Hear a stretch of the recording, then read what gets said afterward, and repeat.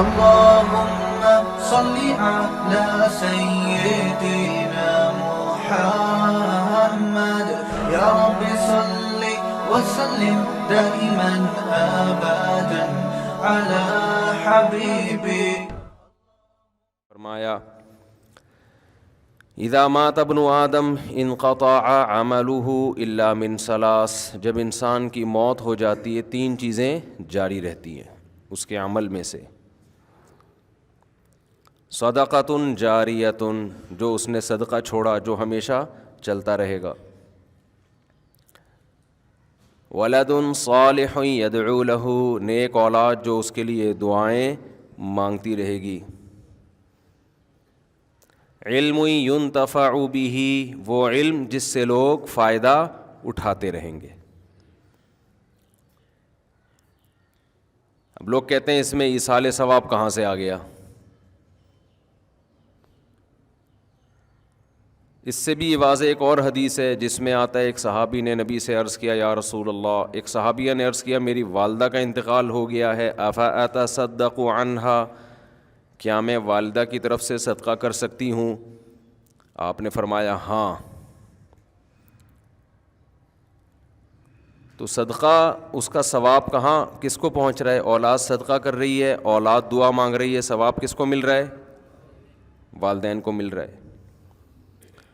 تو اسی سے فقہا نے استدلال کیا کہ صدقہ چونکہ ایک نیکی ہے تو کوئی بھی نیکی کر کے مرحوم والدین کو پہنچائی جا سکتی ہے. اس کے لیے حدیث کے حوالے کی ریفرنس کی الگ سے ضرورت نہیں ہے، یہی ریفرنس کیا ہے؟ کافی ہے. اب لوگ کیا کرتے ہیں مسجد میں دریاں بچھا دیں، بھئی اس کا ثواب کس کو ملے گا؟ والدین کو. تو بعض لوگوں کو اشکال ہے کہ یہ دریاں بچھانا کہاں سے حدیث سے ثابت ہے؟ بھئی جب صدقہ کہہ دیا تو نیکی آ گئی نا، اس میں ہر نیکی آ گئی اس کے اندر.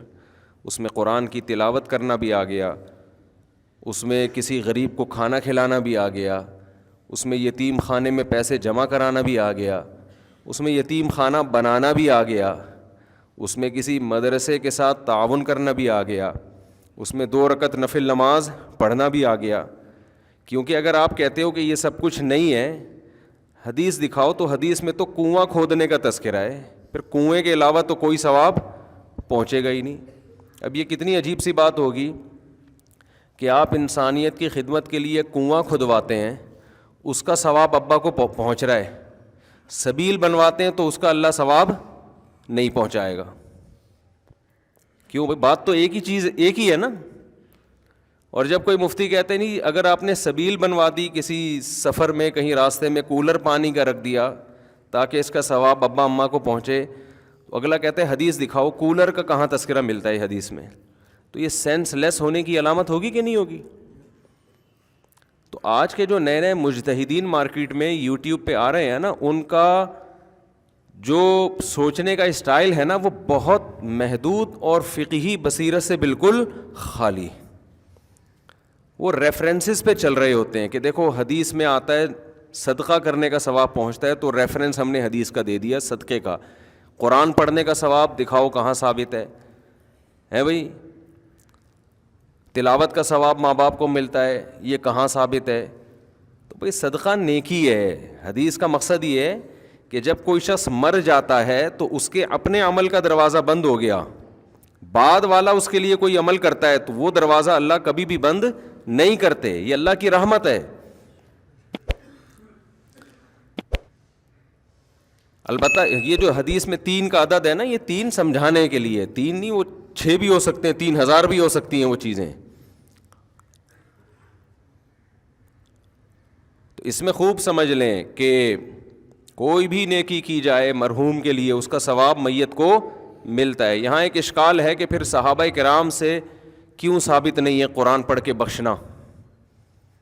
بھئی صحابہ تو نیکی پہ ہم سے زیادہ حریص تھے نا، صحابہ سے ثابت کیوں نہیں ہے؟ تو صحابہ سے اس لیے ثابت نہیں ہے کہ یہ عمل اجتماعی طور پہ ناجائز ہے، کیونکہ کوئی بھی نفلی کام اس میں اجتماع کے لیے الگ سے دلیل کی ضرورت ہے.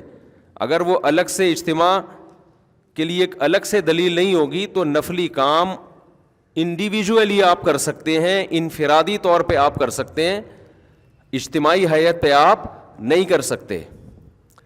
تو صحابہ نے چونکہ اجتماعی حیت پہ نہیں کیا اس لیے ثابت نہیں ہے. انفرادی کیا یا نہیں کیا, تو انفرادی عمل بیان نہیں کیا جاتا. اب کوئی بھی اپنے والد کے لیے کوئی تلاوت کر رہا ہے کہ اللہ اس کا ثواب اس کو پہنچ جائے, تو یہ تو دل کی چیز ہے نا, اس کو کوئی راوی کیسے ہائی لائٹ کرے گا, کیسے اس کو نمایاں کیا جائے گا, یہ تو دل کی بات ہے. تو کتنے صحابہ نے نیک اعمال کیے, یہ ثابت ہے کہ انہوں نے فلاں عمل بھی کیا, فلاں عمل بھی کیا, فلاں عمل بھی کیا. اب دل میں کیا نیت تھی, اپنے والدین کو ثواب پہنچانا چاہتے تھے یا نہیں, یہ نیت یہ وہ جانے, اللہ جانے. ایسے تھوڑی ہوتا تھا کہ یہ پنکھا ابا کے ثواب کے لیے لکھتے تھوڑی تھے لوگ, دل میں نیت ہوتی تھی. اس سے یہ بھی پتہ چل گیا کہ قرآن پڑھنا اپنے والدین کے اس کو ثواب پہنچانے کے لیے جائز ہے, لیکن ایصال ثواب کے لیے قرآن خوانی جائز نہیں ہے. سمجھتے ہیں کہ نہیں سمجھتے؟ دیر آر 2 types آف قرآن خوانی. قرآن خوانی جو اجتماعی سطح پہ ہوتی ہے نا, پبلک آتی ہے, سب قرآن پڑھتے ہیں, تو کتنی قسمیں ہیں اس کی؟ انگلی سے اشارہ بھی کر رہا ہوں, 2 قسمیں, بلکہ ہم 3 قسمیں بنا لیتے ہیں. اجتماعی ہیئت میں قرآن جو پڑھا جاتا ہے, سب لوگ اکٹھے ہو کے پڑھتے ہیں, اس کی 3 قسمیں ہیں. ایک قسم تو یہ مرحوم کے ثواب کے لیے, ہمارے ابا کا انتقال ہو گیا, تمام حضرات سے گزارش ہے ہمارے گھر تشریف لائیں, آج قرآن خوانی ہوگی. یہ عمل بدعت ہے, ناجائز ہے, کیونکہ اس طرح اجتماعی ہیئت پہ قرآن پڑھنا بطور عبادت کے پڑھا جا رہا ہے ثواب پہنچانے کے لیے, اور نفلی کام میں عبادت اجتماعی سطح پہ جب آپ کرتے ہیں اس کے لیے الگ سے قرآن و سنت میں دلیل کی ہمیں ضرورت ہے. میرے بارے میں آج کل یہ بہت کہا جا رہا ہے, میں تو سروے کرتا ہوں نا کہ اس کو قرآن و حدیث نہیں آتا, بس کو شادیاں آتی ہیں, یہ آتا ہے, وہ آتا ہے, لطیفے آتے ہیں.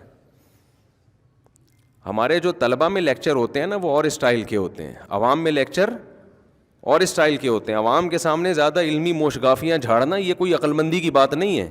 اختلافی مسائل, کبھی ہمارے مدرسے میں آئیں بیٹھیں, 20 سال ہم نے تدریس کی ہے, تو تدریس عربی کتابوں کی ہے, جس میں حدیث بھی ہے, جس میں تفسیر بھی ہے, جس میں عربی گرامر بھی ہے, جس میں فقہ بھی ہے, جس میں عربی ادب کی مشکل کتابیں بھی ہیں.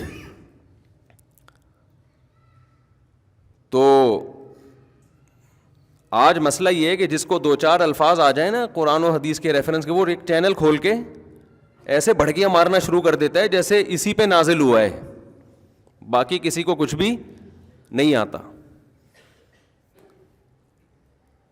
تو خیر ہم اپنے ٹاپک کی طرف آتے ہیں. تو اجتماعی ہیئت پہ جو قرآن پڑھا جاتا ہے, چونکہ وہ ایک عبادت کے طور پر ہے, تو عبادت کے لیے جب اجتماعی سطح پہ ہوگی نا, قرآن پڑھنے کی دلیل تو ثابت ہے, اجتماعی سطح پہ یہ ثابت نہیں ہے. اس کی مثال ایسے جیسے جمعے سے پہلے آپ سنت پڑھتے ہو, انفرادی اخپل طریقے سے پڑھتے ہیں نا. اگر اجتماعی حیت پہ ہو کہ تمام حضرات تشریف لے آئیں, آج ہم تہجد کی نماز پڑھ رہے ہیں, یا آج ہم فلاں فجر کی سنتیں پڑھ رہے ہیں, تمام حضرات تشریف لے آئیں, تو یہ عمل کیا بن جائے گا؟ ناجائز. یہ اجتماعی حیت پہ نہیں ہوگا.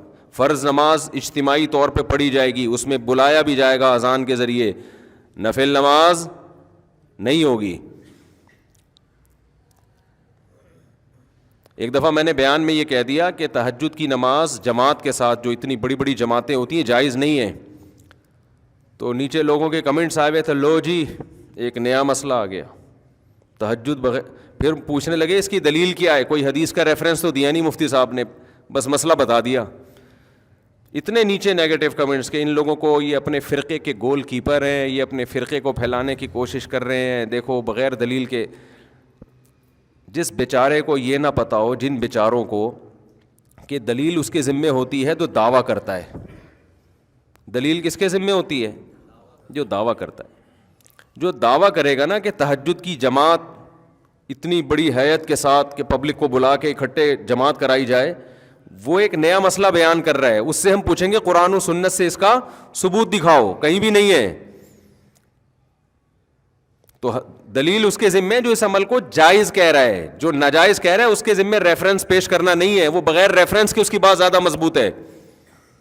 نہیں آئی میرا غلط بات سمجھ میں کہوں وسیم بھائی نے میرے 1,00,000 روپے چرائے ہیں، اللہ نہ کرے وسیم بھائی ایسے نہیں ہے. وسیم بھائی کہہ رہے ہیں میں نے کوئی نہیں لیے، کورٹ میں کیس گیا، میں کہہ رہا ہوں وسیم نے لیے ہیں، عدالت وسیم کہہ رہے ہیں میں نے نہیں لیے، عدالت مجھ سے کہتی ہے گواہ پیش کرو، دلیل دو اس نے لیے ہیں، میں کہتا ہوں دلیل یہ دے گا کہ اس نے نہیں لیے ہیں. بولو نا کیا ہو گیا؟ یہ کوئی عقل مندی کی بات ہوگی؟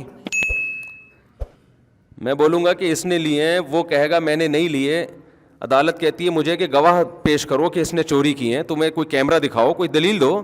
میں کہوں یہ دعویٰ کر رہا ہے کہ اس نے نہیں لیے، یہ دلیل پیش کرے گا. یہ عدالت کہے گی بھائی پہلے اپنی کھوپڑی کا علاج کراؤ. تو قرآن و سنت کے ساتھ جو ہے نا، جو آج کل نئے نئے اسکالر آ رہے ہیں انہوں نے اسی طرح تختہ مشق بنایا ہوا قرآن و سنت کو. انتہائی فضول بات ہے کہ قضائے عمری پہ دلیل مانگیں کہ نمازیں جب 10 سال کی اکٹھی ہو جائیں تو دلیل دو کہ یہ پڑھنا ضروری ہے. یہ ایسا ہی حماقت ہے کہ جیسے میں کہوں وسیم نے مجھ سے 1,00,000 روپے لیے، وہ کہہ رہے نہیں لیے، میں کہہ رہا ہوں دلیل دے کے نہیں لیے. نماز ذمے سے ساقط نہیں ہوتی جب تک قضا نہیں پڑھو گے آپ، اور توبہ بھی اور قضا بھی. تو دلیل اس کے ذمے جو کہے کہ 10 سال جب اکٹھی ہو جائیں تو بغیر توبہ بغیر قضا کے معاف ہو جاتی ہیں، وہ دعویٰ کر رہا ہے وہ نماز آپ کے ذمے سے ساقط کر رہا ہے جو اللہ نے فرض کی ہے. اس ساقط کرنے کی کیا دلیل ہے؟ آپ کوئی ایک ضعیف حدیث بھی پیش کر دو. سمجھ میں نہیں آ رہی میرا خیال ہے بات؟ اتنا اسلام کا بھاری بھرکم حکم جس سے بڑا اسلام میں کوئی حکم ہی نہیں ہے. 10 20 سال ہو گئے پیتے رہے، نماز ہی گول کر دی. اب جب توبہ کی توفیق ملی ہے تو دین اللہ احق ان یقضی، حدیث میں آتا ہے اللہ کا قرضہ اس بات کے زیادہ لائق ہے کہ وہ ادا کیا جائے. ہم نے تو حدیث بھی پیش کر دی، ان کے پاس تو حدیث بھی نہیں ہے. اگر ہم حدیث نہ بھی پیش کرتے یہ والی، پھر بھی یہ عقل کی بات ہے، لاجک کی بات ہے کہ جب انسانوں کا قرضہ دینا ضروری ہے تو اللہ کا قرضہ بھی ضروری ہے. وہ اور نماز جیسا قرضہ وہ تو کبھی بھی ساقط نہیں ہوتا. نبی صلی اللہ علیہ وسلم سے میدان جنگ میں نماز قضا ہوئی، کیونکہ اس وقت میدان جنگ میں نماز کیسے پڑھی جائے گی یہ طریقہ نازل نہیں ہوا تھا. آپ نے پہلے اس کو قضا پڑھی ہے آپ نے، اس کے بعد بقیہ نمازیں پڑھی ہیں آپ نے. تو مدعی کون ہے جو یہ کہے کہ اتنی ساری نمازیں جب ذمے میں رہ جائیں گی تو وہ قضا پڑھے بغیر ہی معاف ہو جائیں گی؟ یہ شخص دعویٰ کر رہا ہے. اس سے ہم کہتے ہیں کہ اندھی تقلید مت کرو اپنے باپ داداؤں کی، آپ قرآن و سنت سے اس کا حوالہ پیش کرو. سمجھ میں آ رہی ہے بات؟ چاروں ائمہ کا، تمام فقہا کا اتفاق ہے کہ جب نماز ذمے میں جب قضا کر دی آپ نے تو توبہ اس بات کی کرنی پڑے گی کہ وقت پہ کیوں نہیں پڑی. لوگ کہتے ہیں نا توبہ سے تو گناہ معاف ہو جاتا ہے، تو گناہ معاف ہو جائے گا، لیکن وہ جو آپ کے ذمے نماز واجب ہوئی ہے وہ معاف قضا کے بغیر نہیں ہوگی. سمجھتے ہو کہ نہیں سمجھتے؟ لیکن وہ آپ دیکھو کتنا قضائے عمری پہ تماشا بنایا آج کل نئے نئے اسکالرز نے کہ قضائے عمری بس اللہ غفور رحیم ہے. اللہ پہ تم ایک چیز ڈال رہے ہو بغیر دلیل کے، اللہ غفور رحیم ہے، اتنا یہ کافی نہیں ہے کہ 10 سال کی نمازیں وہ جو آپ نے ٹائم پہ نہیں پڑھی وہ معاف کرنے کے لیے تیار ہے. یہ مطلب ہے غفور رحیم کا، یہ مطلب نہیں ہے کہ جو اس کا حق ہے وہ بھی آپ پی جاؤ گے، وہ تو آپ کو دینا پڑے گا. زکاتیں بھی ذمے سے ساقط نہیں ہوتی. 20 سال زکات نہیں دی تو 20 سال کی زکاتیں بولو دینی پڑیں گی. رمضان کے روزے چھوڑ دیے ادا کرنے پڑیں گے. حائضہ عورت سے اللہ نے نماز کو ساقط کر دیا، اس پر فرض ہی نہیں ہوتی، لہذا اس کو پڑھنے کا حکم نہیں ہے. اس کا تقاضا یہ تھا کہ روزہ بھی اللہ نے اس سے ساقط کیا نا، ہونا یہ چاہیے تھا روزہ بھی معاف کر دیا جاتا، لیکن اللہ نے روزہ معاف نہیں کیا. تو یہ بتانے کے لیے کہ فرض میں اصل تو یہی ہے کہ قضا کیا جائے گا، چاہے اللہ کے کہنے سے ہی قضا کیا ہو. نماز میں اللہ نے اس کو چھوٹ دی ہے، لیکن وہ چھوٹ بھی اس لیے کہ وہ اللہ کے آرڈر پہ چھوڑ رہی ہے. آپ نے جو 10 سال نمازیں پی ہیں وہ اللہ کے کہنے پہ نہیں چھوڑی ہیں.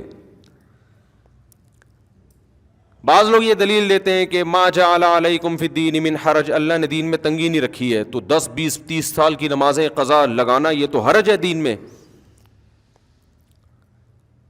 واقعی حرج ہے 30 سال کی نمازوں کا کسی کو حکم دینا پڑے، لیکن یہ حرج اس وقت ہے جب 30 سال کی نمازیں آپ اس سے ایک دن میں پڑھوائیں. جب آپ 30 سال کی نمازوں کے لیے 30 سال کا ٹائم دے رہے ہیں اس کو، یا 10 سال کا ٹائم دے رہے ہیں، پھر تھوڑی حرج ہے. تو یہ نئے نئے اسکالرس کو سننا چھوڑ دو خدا کے واسطے، یہ تمہیں جہنم کی آگ کی طرف لے کے جائیں گے. یہ ریفرنسز ہیں ان کے پاس، قرآن حدیث آتا واتا ان کو کچھ بھی نہیں ہے. میں جو اتنا چیختا ہوں نا مجتہدین کو فالو کرو، ابو حنیفہ، مالک، شافعی، احمد بن حنبل، یہ اس لیے کہ تم ان لوگوں سے بچو، اپنے فرقے کے گول کیپر کے طور پہ نہیں. فوراً جب ہم کوئی بات کرتے ہیں نا تو فوراً یہ کہ یہ تو اپنے فرقے کے کیا ہیں، گول کیپر ہیں. یہ بات غیر مسلم بھی کرتا ہے. جب آپ اسلام کے برحق ہونے کی بات کرتے ہو، کہتے ہیں یہ تو چونکہ مسلم ہے لہذا اس نے کس کو سپورٹ کرنا ہے، اسلام کو. بھائی ہم مسلم ہونے کی وجہ سے اسلام کو سپورٹ نہیں کر رہے، اسلام کے مدلل ہونے کی وجہ سے مسلم ہیں. اسلام کے علاوہ ہمیں کوئی سمجھ میں ہی نہیں آتا. تو ہم تو چاروں ائمہ کے قائل ہیں نا کہ ان چاروں فقہ میں سے کسی ایک کو فالو کرو. اس لیے نہیں کہ ہم ان میں سے ایک کو فالو کرتے ہیں، بلکہ اس لیے کہ ہم فالو اس لیے کرتے ہیں کہ ان کا فقہ مدلل ہے، اس میں قرآن و حدیث کو صحیح طرح سے سمجھا گیا ہے، اور اس میں امت اختلاف اور انتشار سے بچے گی. اس کے علاوہ جتنے پیکج امت کو جوڑنے کے لیے دیے جا رہے ہیں وہ امت کو جوڑنے کے بجائے توڑ رہے ہیں. سمجھ میں آ رہی ہے بات کہ نہیں آ رہی؟ وہ پیکج بڑے جاندار، شاندار اور پرکشش، لیکن ان پیکجز پہ جب آپ عمل کریں گے نا تو اس میں ٹوٹنے کا عمل بڑھتا چلا جائے گا. ہر اسکالر ایک نیا فرقہ ہے اور دعویٰ یہ کرتا ہے کہ میں قرآن و حدیث کے علاوہ کسی چیز کو نہیں مانتا. لیکن 4 اسکالر ہوں گے تو چاروں کی الگ الگ رائے، 5واں ہوگا تو اس کی الگ رائے، 6واں ہوگا تو اس کی الگ رائے. چند چیزوں میں متفق ہوتے ہیں، باقی ہر چیز میں الگ ہیں. تو یہ امت کا ویسے ہی بیڑا غرق ہونے والا ہے جس طرح سے ابھی چل رہا ہے نا حساب کتاب. اور ان جدید جتنے اسکالرز ہیں نا ان میں ایک چیز کامن ہے، قضاء عمری کا سب کیا کرتے ہیں؟ انکار. قدیم جتنے اسکالرز ہیں مذہب کے ان میں ایک چیز قدر مشترک ہے، قضاء عمری کا کوئی بھی انکار نہیں کرتا. قضاء عمری سمجھتے ہیں کہ نہیں سمجھتے؟ تو کہاں ہم ابھی آتے ہیں، اس دوبارہ سے اصل ٹاپک کی طرف آؤں گا میں. تو وہ میں کہہ رہا تھا کہ اجتماعی حیت پہ قرآن خوانی کیا ہے میرے بھائی؟ بولو نا. جائز نہیں ہے. کیوں جائز نہیں ہے؟ جب اجتماعی سطح پہ کوئی عمل کرتے ہیں، جیسے تہجد ہے، تہجد میں نبی صلی اللہ علیہ وسلم نے لوگوں کو جمع کر کے کبھی نہیں بلایا، کوئی ایسی روایت نہیں ہے. ہمیشہ آپ نے تہجد پڑھی، 1 2 3 4 صحابہ آپ کے ساتھ شامل ہو گئے. یہ جائز ہے، ہم بھی اس کو جائز کہتے ہیں. امام ابو حنیفہ کو چونکہ قرآن و سنت بہت اچھی طرح سے آتا تھا لہذا اس عمل کو امام حنیفہ جائز کہتے ہیں. بھائی اتفاقی طور پر کوئی تہجد کے لیے کھڑا ہوا ہے، 2 4 آدمی اس کے پیچھے آ جائیں، اعلان کر کے کہ فلاں اتنے بج کے اتنے منٹ پہ ہمارے یہاں تہجد کی نماز ہوگی، تمام حضرات تشریف لے آئیں. اس کا ثبوت ہمیں قرآن و سنت میں نہیں ملتا، صرف رمضان میں حضرت عمر کے عمل سے ملتا ہے، تراویح جس کو کہا جاتا ہے، اس لیے اس کو نام بھی الگ دیا گیا. سمجھتے ہو کہ نہیں سمجھتے؟ اس میں اجتماعی حیت. اور حضرت عمر نے کیوں؟ اس لیے کہ نبی نے یہ رمضان میں 3 دن کیا پھر چھوڑ دیا تاکہ فرض نہ ہو جائے. تو حضرت عمر سمجھتے تھے کہ آپ نے اس لیے چھوڑا فرض نہ ہو جائے، یہ اس کی علامت ہے، آپ اس کو زندہ رکھنا چاہتے تھے. تو اب فرضیت کا امکان ختم ہو گیا لہذا حضرت عمر نے اس عمل کو دوبارہ شروع کرا دیا. تو رمضان گیا اور وہ تراویح کی نماز گئی. اس میں قیام اللیل کا بھی ہمیں ثبوت نہیں ملتا کہ الگ سے پھر رات کو اجتماعی حیت پہ نماز پڑھی جائے. تو قرآن خوانی کیا عمل ہے میرے بھائی؟ غلط ہے، اس کو ترک کر دینا چاہیے. جب کسی کا انتقال ہو جائے تو آپ اخپل طریقے سے، سب سے بہتر تو وہ چیز ہے جو منصوص ہے، جس کا حدیث میں صراحتاً ذکر ہے، وہ صدقہ خیرات ہے. سب سے بہتر وہ ہے. اس کو آج کل لوگ فوکس نہیں کر رہے، قرآن خوانیوں پہ پورا زور لگایا ہوا ہے. اور پھر اس میں دیگیں چلتی ہیں، کھانے چلتے ہیں، لوگ آتے ہیں بوٹیاں پھوڑ رہے ہوتے ہیں، کہ عجیب ہی منظر ہوتا ہے. ولیمے اور میت کا فرق کیا ہو گیا؟ ختم. تو یہ پھوڑنے پھاڑنے کے ٹائم نہیں ہے. یہ اخپل طریقے سے چپکے سے غریب کو صدقہ کر دو، اور اپنے طور پہ کوئی تلاوت کرنا چاہے تو اس میں بھی کوئی حرج نہیں ہے. اگرچہ تلاوت میں فقہا کا اختلاف ہے لیکن صدقے میں سب کا کیا ہے؟ اتفاق ہے. تو دیر آر کتنی ٹائپس آف 3. ایک تو ایصال ثواب کے لیے قرآن خوانی، وہ جائز نہیں ہے. دوسرا قرآن خوانی کی قسم ہے برکت کے لیے قرآن خوانی. دکان کھولی آپ نے، نہیں، آپ نے مکان بنایا، آپ چاہتے ہو یار اس میں کوئی اچھا کام پہلے ہو جائے، بجائے اس کے کہ ڈائریکٹ جا کے ڈرامہ دیکھنا شروع کر دیں بچے آ کے. ایسا ہی ہوتا ہے نا. تو کام کی ابتدا کس سے ہو بھائی؟ برکت سے ہو. اور کوئی بھی شیطانی اثرات ہوں اس سے یہ گھر پاک ہو جائے تو اس کے لیے قرآن خوانی کی جاتی ہے. تو برکت کے لیے قرآن خوانی چونکہ عبادت کے طور پہ نہیں ہے، وہ از قبیل رقیہ ہے. رقیہ سمجھتے ہیں وہ کیا ہے؟ دم جسے کہتے ہیں رقیہ. تو رقیہ ایک علاج کی قسم ہے. علاج کے لیے قرآن و سنت سے ثبوت کی ضرورت نہیں ہوتی. جیسے آپ نے کہا بھائی فلاں آیت پڑھ کے مجھ پہ دم کر دیں مجھے بڑا فائدہ ہوتا ہے، تو اب اس کے لیے ثبوت کی ضرورت نہیں ہے. تو جیسے ایک صحابی رسول نے کسی پہ جن تھا تو سورہ فاتحہ پڑھ کے دم کر دیا، تو ان کو تو نہیں پتا تھا کہ اس سے فائدہ ہوگا، نہ نبی سے انہوں نے پوچھا تھا. بعد میں اطلاع ملی تو آپ نے فرمایا کہ یہ تو رقیہ ہے، سورہ فاتحہ تو اس سے تو فائدہ ہوتا ہے. یا سورہ بقرہ کا ورد کرا لیا گھر کے اندر. سمجھتے ہو حدیث میں آتا ہے سورہ بقرہ جس گھر میں پڑھی جاتی ہے اس گھر میں شیاطین نہیں آتے، حدیث کا مفہوم ہے. تو یہ بذات خود یہ جائز عمل ہے برکت کے لیے. لیکن بعض علماء کی رائے یہ ہے کہ لوگ برکت والی قرآن خوانی اور ایصال ثواب والی قرآن خوانی میں فرق نہیں کرتے، تو یہ والی قرآن خوانی ذریعہ بنتی ہے وہ والی قرآن خوانی کا. سمجھ میں آ رہی ہے بات؟ یہ ذریعہ بنتی ہے کس چیز کا؟ ایک بدعت کا. ایک بات تو یہ. دوسری بات یہ کہ یہ جو برکت کے لیے قرآن خوانیاں عام طور پہ گھروں میں ہوتی ہیں، مدرسوں سے بچوں کو بلایا جاتا ہے، بچے بیچارے کھاپے کی نیت سے آتے ہیں، وہ صحیح طرح پڑھتے بھی نہیں ہیں، انتظار کر رہے ہوتے ہیں کھانے میں کیا ملے گا. ابے فلاں کے یہاں گئے تھے ایسی مزے کی نہاری کھلائی تھی، اس کی بریانی میں بوٹیاں ہی نہیں ہیں، گوشت ایسا ہے، تو برکت گئی تیل لینے. ایک قسم کا قرآن کے ساتھ کھاپے کا ذریعہ ہے یہ ایک قسم کا. بچوں کی عادتیں بھی خراب ہوتی ہیں اس سے. مفت کی عادت پڑتی ہے بچوں کو. محتمم کے اپنے مزے ہوتے ہیں کہ فری پھوکٹ میں آج ایک ٹائم کا کھانا کیا ہو گیا ہمارا، بچ گیا. اور پھر دینی مدارس کے جو طلباء ہیں ان کا وقت انتہائی قیمتی ہے. اگر وہ واقعی طالب علم ہے اس کو چاہیے اپنے وقت کو کیا سمجھے؟ قیمتی. ادھر سے دعوت آ رہی ہے ادھر قرآن خوانی میں جا رہا ہے، ادھر سے دعوت آ رہی ہے ادھر. یہ دینی مدرسوں کے طلباء کے وقار کے خلاف ہے. ہمارے حضرت فرمایا کرتے تھے کہ علماء یا طلباء ان کی مثال ایسے ہے جیسے بوتل پانی سے بھر لی فل، ایک بلبلہ بھی نہیں ہے اس میں. اب آپ اس میں اگر پانی کا ایک قطرہ بھی ڈالیں گے نا تو پرانا ایک قطرہ نکالنا پڑے گا، پھر نیا قطرہ ایڈجسٹ ہوگا اس میں. تو فرماتے تھے علماء کا 24 گھنٹے طلباء اور علماء یہ اللہ کے وارث ہیں، ان کے اوقات اتنے قیمتی ہیں کہ ان کا جو اسکیجول صبح سے لے کے رات اور رات سے لے کے صبح تک ایسا ہونا چاہیے کہ اس میں کوئی نئی چیز آ ہی نہ سکے. اس میں اگر کوئی نئی چیز آئے تو پرانا کوئی کام ڈسٹرب ہو، اس میں کوئی پرانے کام کو آگے پیچھے کرنا پڑے. تو اب یہ دیکھا جائے گا کہ پرانا زیادہ امپورٹنٹ ہے یا نیا زیادہ امپورٹنٹ ہے. اگر نیا کام ایسا آ گیا ہے کہ پرانے کام کا نقصان کرنا پڑ رہا ہے پھر تو نیا کام اس میں ڈالیں اپنے اسکیجول میں، اور پرانے کو کیا کر دیں ایک دن کے لیے ناغا کر دیں.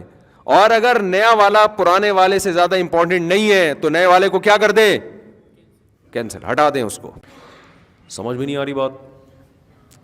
اب آپ کہیں گے 24 گھنٹے کا ایسا اسکیجول، یہ تو آدمی ڈپریشن کا مریض بن جائے گا. بھائی صبح سے لے کے رات، رات سے لے کے صبح تک تو ڈپریشن کا مریض نہیں بنے گا. ڈپریشن ختم کرنے والی چیزیں بھی اس میں کیا ہوں گی؟ اسی میں شامل ہوں گی نا. اس میں ایکسرسائز بھی شامل ہے، بچوں کے ساتھ گپ شپ بھی شامل ہے، گھر والوں کو ٹائم دینا بھی شامل ہے، کھاپے بھی شامل ہیں. کسی دن جاوید نہاری بھی شامل ہے اس میں. کبھی چلے گئے تو وہ کون سی نہاری تھی جو اس دن کھائی تھی؟ وہ والی نہیں، نہ وہ مزے کی نہیں تھی. مجھے یوٹیوب پہ ویڈیو بھی آئی ہے میری آج کل، کسی نے چپکے سے کیمرے سے بنا کے ڈال دی. زاہد نہاری نا طارق روڈ پہ، وہ بھی شامل ہے. مزہ نہ آئے پیسے واپس. تو یہ بھی آپ کے اسکیجول کا حصہ بولو نا ہونا چاہیے. تو یہ سب چیزیں اس میں داخل ہیں. اب کوئی نئی چیز اگر آ رہی ہے تو یہ پرانا شیڈول آپ کا کیا ہوگا؟ متاثر ہوگا. اگر نہیں ہو رہا ہے اس کا مطلب آپ فارغ آدمی ہو، کسی کام کے آپ فالتو ہو, بلا وجہ پیدا ہوئے آپ. بلا وجہ پیدا اسے کہتے ہیں کان سے پکڑ کے جو جہاں چاہے لے جائے, آ جا یار کھاپے پہ چلے, آ رہا ہوں. ٹھیک ہے نا, روزانہ کھاپا, روزانہ کھاپا. ابے آ جا ادھر بیٹھتے ہیں, بیٹھ گیا. ابے چل ادھر گٹر کا ڈھکن گورنمنٹ نے لگا دیا, وہ ہمارے گٹر کراچی میں ڈھکن نہیں ہوتے نا, تو ادھر ہمارے یہاں لگ گیا, آ جا بیٹھتے ہیں وہاں, چل بھائی بیٹھتے ہیں, پوری پوری رات بیٹھے ہوئے ہیں. اس کا مطلب یہ غلط پیدا ہو گیا ہے, اس کو بالکل پیدا ہونے کی کسی کام کا نہیں ہے. بعض دفعہ یہ ہوتا ہے کسی دوست کا فون آیا, چل کھاپے پہ چلتے ہیں, آپ نے کہا چلو چلتے ہیں, تو اب یہ بدگمان نہ ہو کہ یہ بندہ فارغ ہے, ہو سکتا ہے اس کا اسکیجول کل کا کھاپا ہو, اس کی ڈائری میں کل کھاپے کا تذکرہ ہو, لیکن اس نے کہا آج بندے کا فون آیا, دوستی ہے, اس سے گپ شپ ہے, تو وہ کل والا کہاں لے جاتے ہیں, آج کر لے. تو میرے ساتھ ایسا ہوتا ہے بعض دفعہ, کسی قریبی دوست کا فون آیا, مفتی صاحب کھاپے پہ چلیں, ہم کہا چلو بھائی. وہ ہوتا یہ ہے کہ وہ جمعرات کو کہیں ڈائری میں کھاپا ڈالا ہوا ہوتا ہے, تو اس کو ہم اس دوست کی وجہ سے 2 دن پہلے لے آتے ہیں, پھر وہ 2 دن والا اسکپ کر دیتے ہیں, جو آج والا کام ہے وہ اس دن ڈال دیتے ہیں. سمجھتے ہیں کہ نہیں سمجھتے؟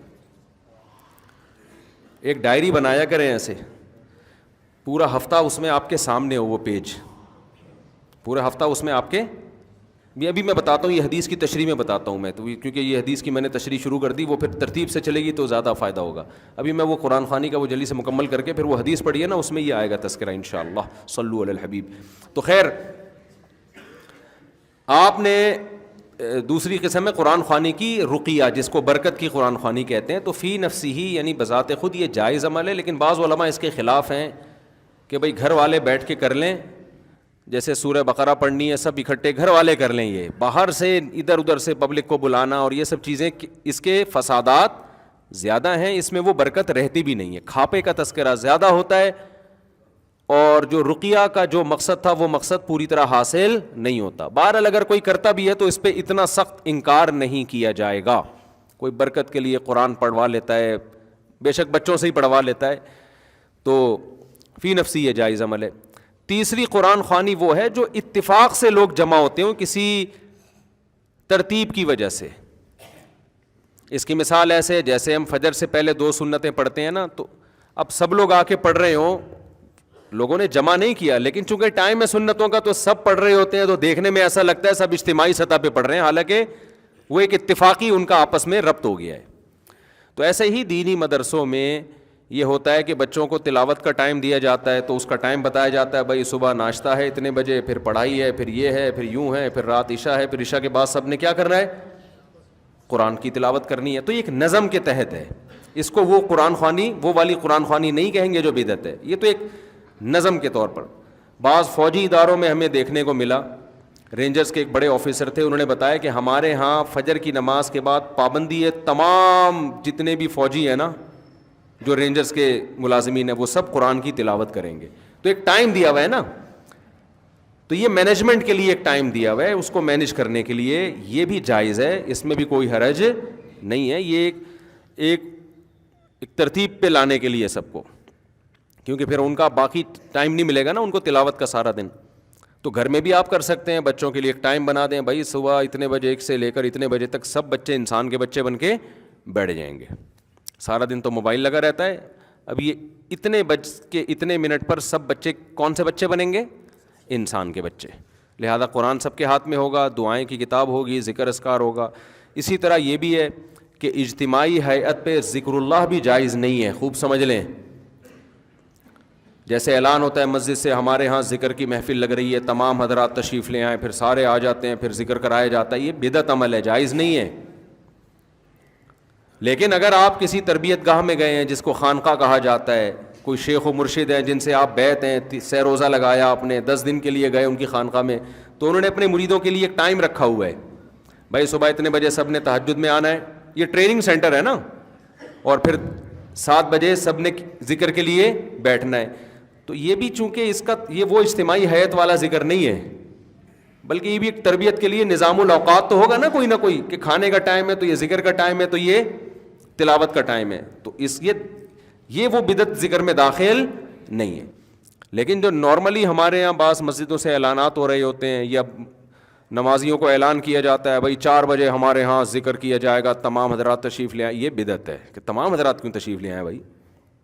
کوئی آپ کا کوئی وہ چل رہا ہے, اگر کوئی تربیتی پروگرام چل رہا ہے تو جو تربیت کے لیے آئے ہوئے ہیں وہ بیٹھے ہوئے ہیں آپ کے پاس, تو ان کو آپ بتا دیں بھائی عصر کے بعد ذکر ہوگا, مغرب کے بعد تلاوت ہوگی, 4 بجے تہجد کے لیے سب اٹھیں گے اور تمہارے باپ کو بھی اٹھنا پڑے گا اس میں, یعنی معذرت کے ساتھ, یعنی زبردستی اٹھائیں گے آپ.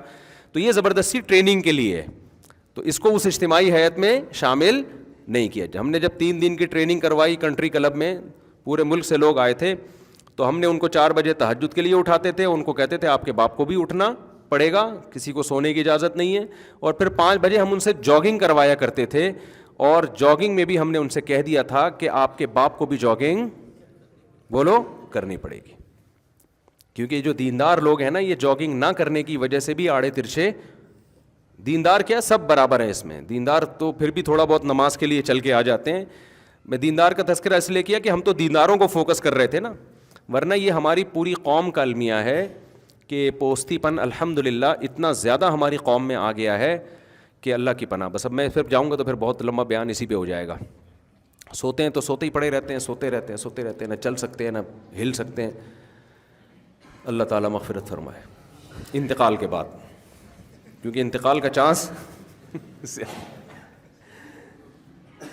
میں کوشش کرتا ہوں کہیں سیڑھیوں پہ کہیں جانا ہے نا تو لفٹ کے ذریعے حتی الامکان کوشش کرتا ہوں بچوں. کہیں بھی آپ کہیں فلیٹ میں رہتے ہیں, کہیں جانا ہوتا ہے, سیڑھیوں سے جایا کرو میرے بھائی. لفٹ کا استعمال کم, لفٹ کو لفٹ کر دو, لفٹ نہ دو لفٹ کو. لیو لیفٹ ہے نا, لیو دو اس کو لفٹ کو, تو اس کو لفٹ نہیں کراؤ الا یہ کہ کہیں جلدی ہے. تو خیر, تو یہ قرآن خوانی کا ہم نے تھوڑا بتا دیا.